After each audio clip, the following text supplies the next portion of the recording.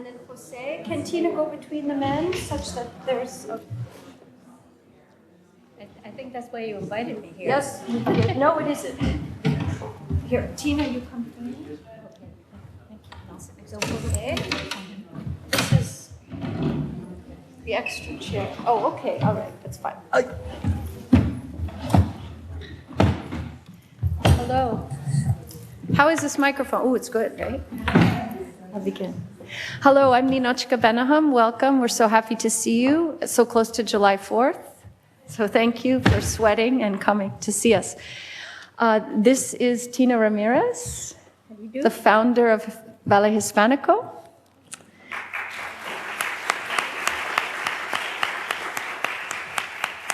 This is Jose Molina, the founder of Jose Molina Bailes Españoles,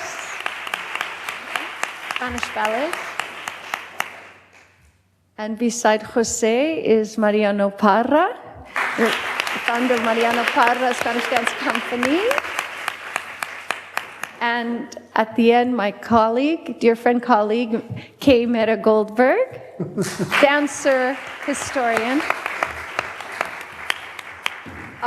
We are here, of course, at the Center for Iberian Music because of Anthony Pisa and a deep engagement with Hispanic culture transatlantically.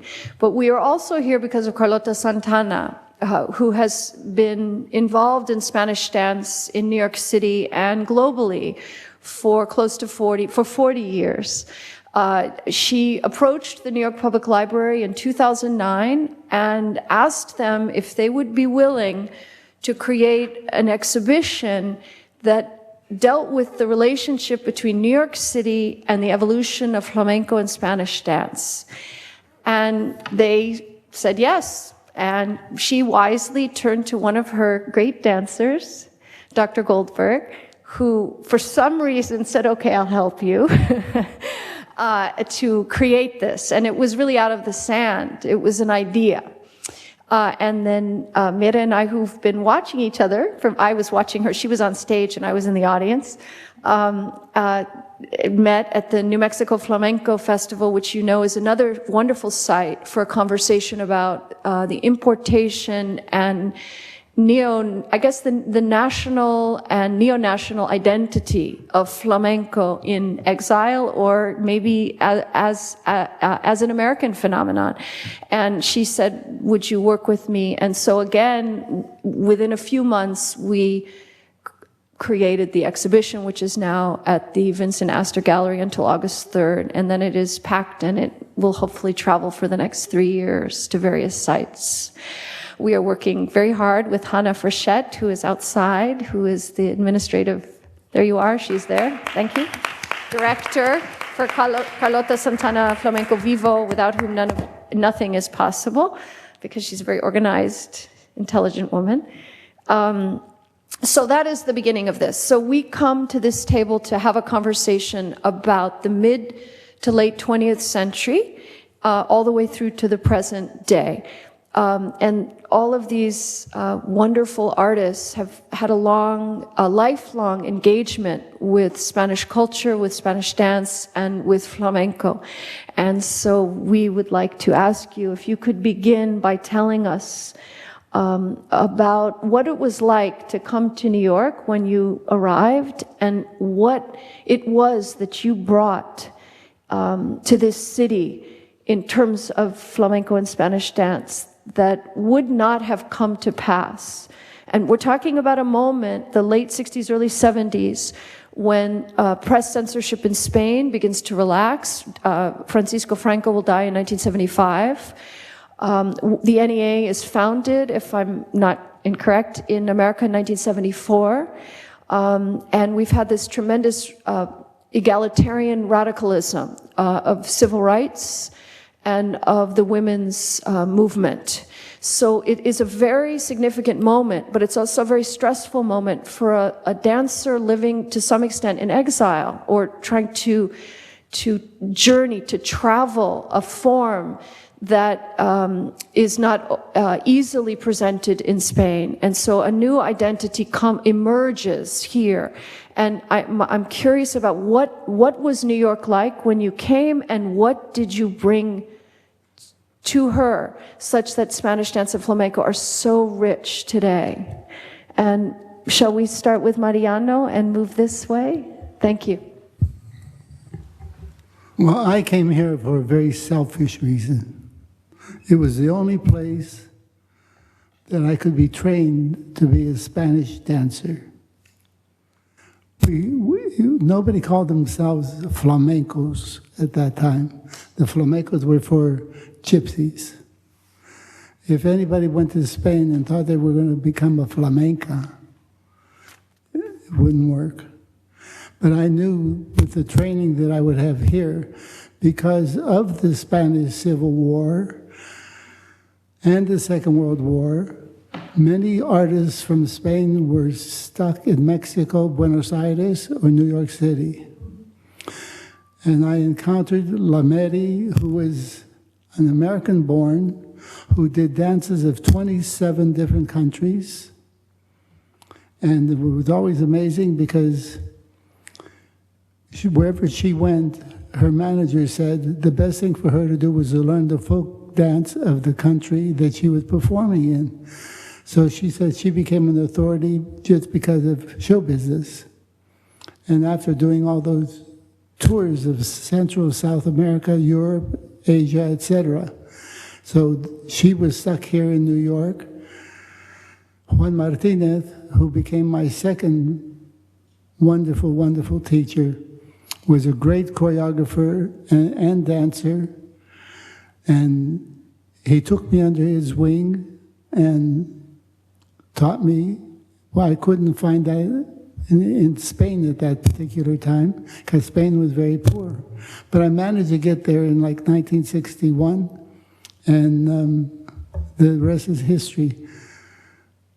But then I had brought it back home, because I'm American-born, an Andalusian father and a Russian mother. As one of my teachers from Sevilla said, with the blood of the two greatest dancing nations in the world, how could I lose? Well, you only lose if you don't work hard. So I figured I would bring my art and contribute what was in my heart to give through in dance. Now, Mr. Molina on my left. Oh. Maybe do that. But I came to this country in 1956. Why I came to this country? I was dancing in Spain, and we have in Spain what we call Padrino de la Danza, who is the godfather of the dancer. So I have my godfather of the dancer and my godmother, that they live in Washington, D.C. I know them for many years. They came to see me dance in Spain, and they arranged an audition with Steve Allen for me to come from Spain, give the audition. So what I did, so I give the audition in Michael's, in Facile Studio number 2, remember that?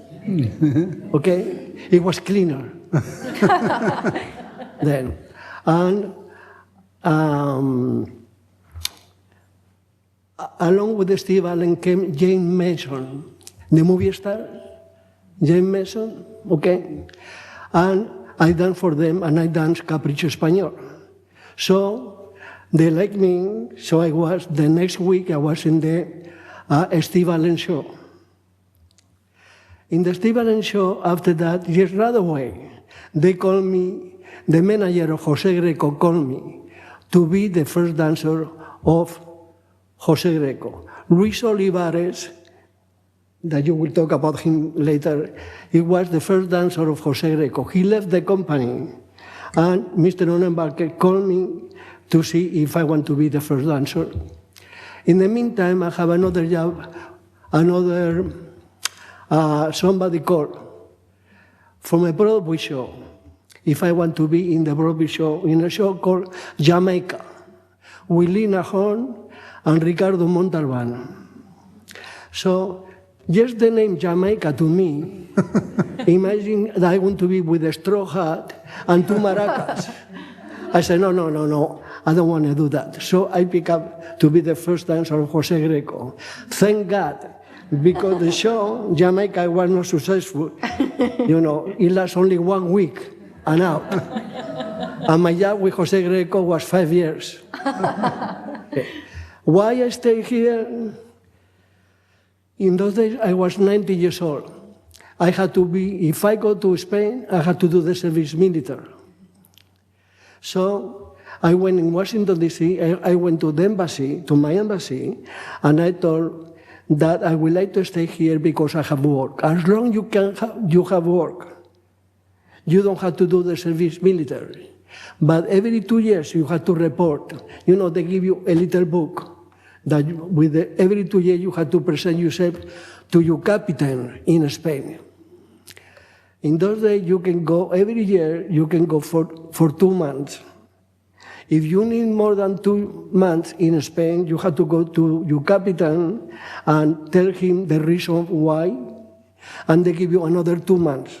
So I went back to Spain, back to New York, to America, and be the dancer of Jose Greco for 5 years. After that, I did my own company. Don't ask me why, but I can tell you why. I left the Jose Greco company because we have a little bit of misunderstanding. So I decided to have my own company. Where I think that you will see something, it's a video about it. And then I stay here and go, and like I said before, go back to Spain every year. And now I am an American. I became American 4 months ago, something like that. So now don't call me Señor Molina. You have to call me Mr. Molina. And if you want, you can call me Joe. Right. So, next. Okay. Excuse me.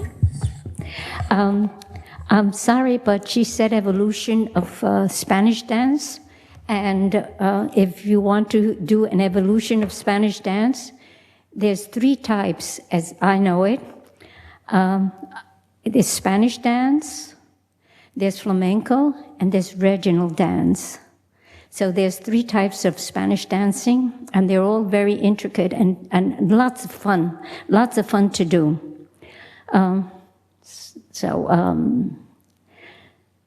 I don't know, I wrote down some of the things that you said when you were, I've had a varied, as far as my career goes, I've had a varied career. I started in concerts in 1946, right after the war. There were no dancers. So Federico Rey, who had been Argentinita's partner, was looking for people because he was going to form a company. And he had Pablo Miquel and Carlos Montoya, who's a very famous guitarist at that time, and Lolita Gomez, myself, and Federico Rey. So we toured the whole United States and Canada, and then I decided to go to Spain. And I went to Spain and I studied with the best teachers there, La Kika, Luisa Pericet, who was a classical Spanish dancer, and Estampillo, who was strictly flamenco, and various other people.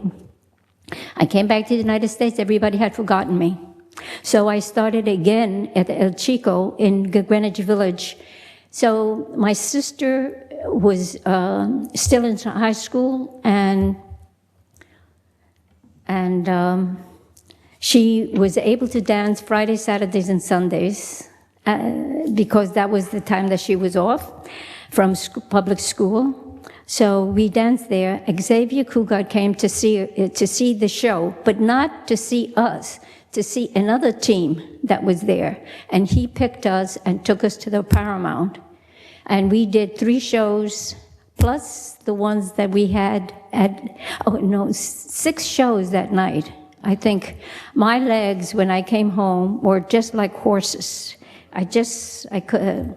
So anyway, we toured with Cougar, etc., all over, and we stayed 2 years. Then he wanted to go to Japan, but I decided no, I would stay here.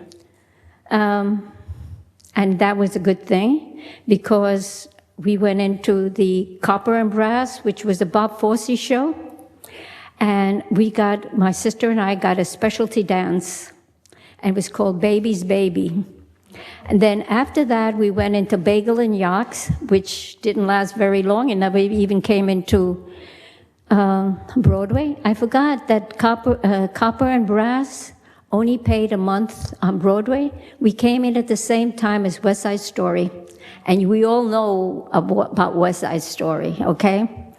So and not only that, the Nancy Walker, who was in Copper and Brass, was very hard on Joan Blondell, and she left the company, our company,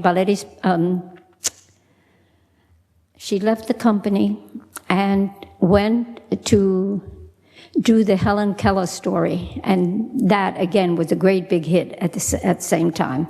So we were left. So then after we did after I did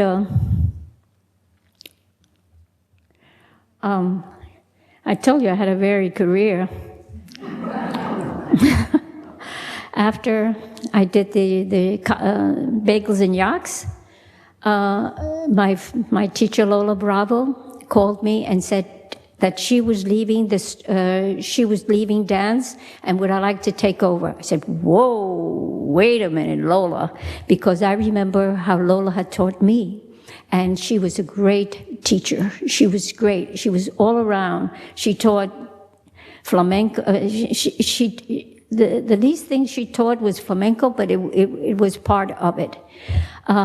She taught the 3 dances: classical Spanish dance, and flamenco.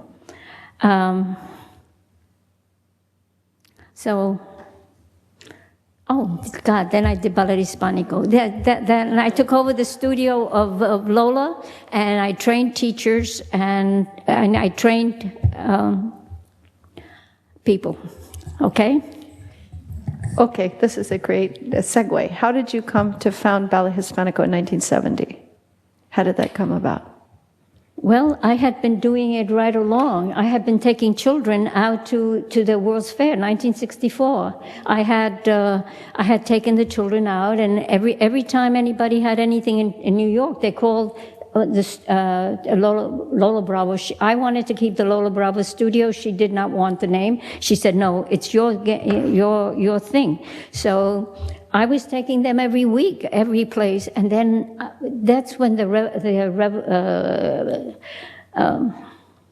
what I call the revolution really started, because that's when things were changing, and it was so powerful. And then I started a company. So I was very frustrated, and then one day they said that it was the Rockefeller.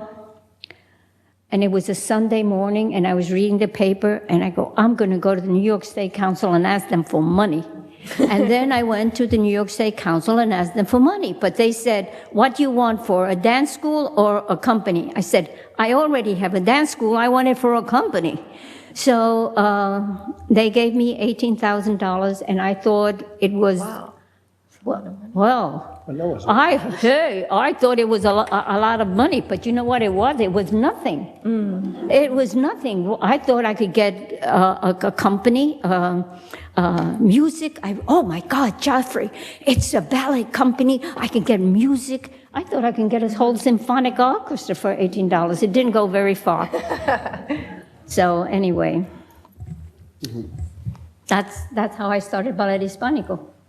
So I want to go back to, and I want to, if you can help us with, help me with, Mira and I were talking about the issue of West Side Story, and also the infiltration of Latin rhythms, of Pan-Hispanic rhythms, of mambo, Cuban musicians, etc., to America at the time that you begin Ballet Hispanico, previous to it, and then... Wait. You know something? You said the importation of flamenco dances, etc. Listen, in 1940, we were this small. The Hispanic people were this small, the Latin people were this small, and we all used to go to the theater at 116, 1 block away from Madison Avenue. We went to every place. On 2nd Avenue, there was another theater. We went to La Prensa on Manhattan Plaza, Manhattan Center. Now it's called something else, but on 34th Street. And there was La Prensa used to have anybody that was Spain and that was good. I saw Rosario and Antonio, I saw La Argentinita, I think I saw Carmen Amaya there too. I don't remember her really, but they were fantastic dancers, and I wanted to be just like them. And I must say, I did see La Argentinita dance, and I really loved her. At La Prensa? Yes, at La Prensa. That was before... Before she died in 1945. Yes, yeah. that was way before 1945. Yeah. Wow. Because she went to Spain afterwards. Yeah. After the war, she went to Spain. She was one of the first ones to go. So, Jose and Mariano, what propelled, why did you start companies? You begin as dancers. Why did you begin your companies here? And did you expect, as Tina, as Ms. Ramirez did, to be funded publicly? How did you survive? Okay. I was discovered. I was doing a concert with Lameri at the Turtle Bay Music School. And this person I knew from Pittsburgh, who was an impresario, saw me and said, "You should have a company." And of course, before that, my dance wife here, Jermaine Michel,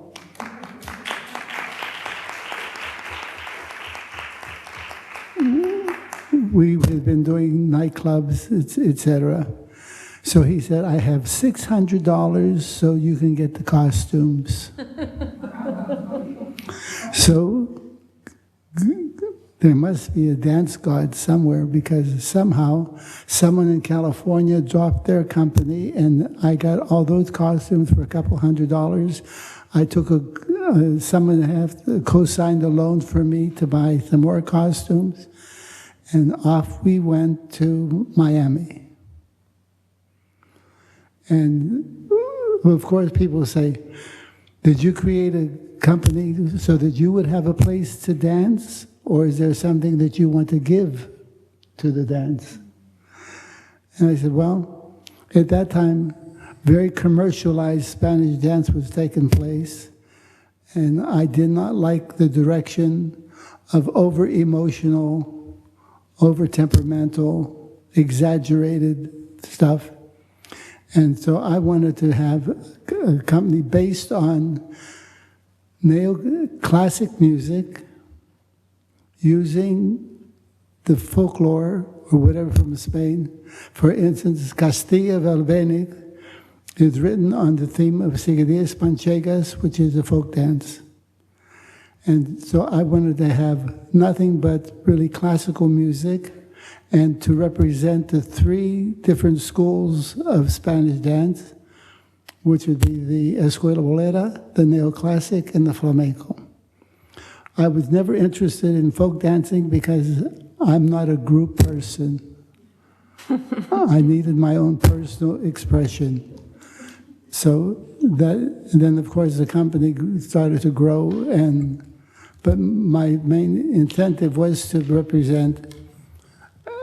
At that time, I didn't think that I was doing a higher form, but it was a different form than when I was accustomed to sing in the clubs and stuff. Now, Mr. Molina. Now me? Okay. You ask me why I want to have a company? I don't have another choice. I was with Jose Greco for 5 years, but I was very glad. We have In my life, I think I have been blessed. I really had. I was with the Greco company. In my life, I give 3 auditions. The first audition was when I was 14 years old in Madrid with a company called Soledad Miralles, and the show was Her Majesty the Art.